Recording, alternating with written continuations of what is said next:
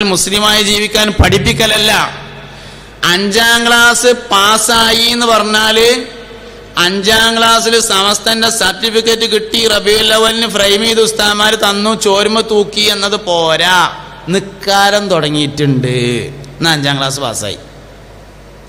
7ാം class പാസ്സായി എന്ന് പറഞ്ഞാൽ കച്ചവടം ചെയ്യുമ്പോൾ പലിശ വരാതിരിക്കാൻ ശ്രദ്ധിക്കണുണ്ട്, എന്നാലും 7ാം ക്ലാസ് പാസ്സായി. 10ാം ക്ലാസ് പാസ്സായി എന്ന് പറഞ്ഞാൽ മുർത്തദ്ദാവുന്ന കാര്യങ്ങളെ കുറിച്ചൊക്കെയുള്ള ശ്രദ്ധയും ബോധവും ഉണ്ട്, എന്നാ 10ാം ക്ലാസ് പാസ്സായി. സർട്ടിഫിക്കറ്റ് കൊണ്ട് കാര്യമില്ല. ദീനീ വിദ്യാഭ്യാസം എന്ന് പറഞ്ഞാൽ മുസ്ലിമായി ജീവിക്കാൻ പരിശീലിപ്പിക്കലാണ്. വ്യഭിചാരം, ഗീബത്ത്, കോലം കെട്ടല്, പലിശ, 4 തെറ്റുകൾ ഇന്ന് വളരെ വ്യാപകമായി കൊണ്ടിരിക്കുകയാണ്. മനുഷ്യന്മാർക്ക് ഒരു ശ്രദ്ധയുമില്ലാത്ത 4 തെറ്റുകൾ. ഒന്ന് വ്യഭിചാരം. ഒരു ശ്രദ്ധയില്ല വ്യഭിചാരത്തിൻ്റെ കാര്യത്തിൽ.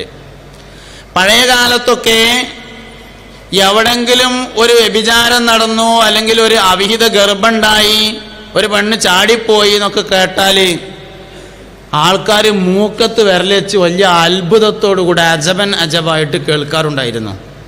ഇന്നിപ്പോൾ അങ്ങനത്തെ ഒരു സംഭവം ഒരു നാട്ടിൽ ഇല്ലെങ്കിൽ ആ നാടൊന്നിനും പറ്റൂല. അങ്ങനെയാണ്.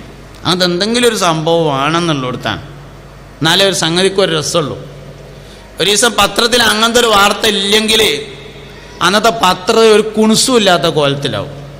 അപ്പം അതുകൊണ്ട് അങ്ങനത്തെ എന്തെങ്കിലുമൊക്കെ ഒന്ന് വേണം. വ്യഭിചാരം ഗൗരവം നഷ്ടപ്പെട്ടുകൊണ്ടിരിക്കുന്നു. ലൈംഗികാവയവം കൊണ്ട് മാത്രമല്ല വ്യഭിചാരം. ശ്രദ്ധിക്കണേ നിങ്ങൾ, ലൈംഗികാവയവം കൊണ്ട് മാത്രമല്ല വ്യഭിചാരം ഉള്ളത്.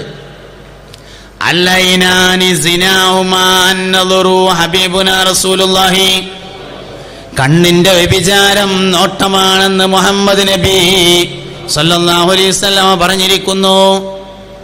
പരിശുദ്ധമായ ശരീഅത്തില് ഏറ്റവും വലിയ ശിക്ഷയുള്ള തെറ്റാകുന്നു വ്യഭിചാരം.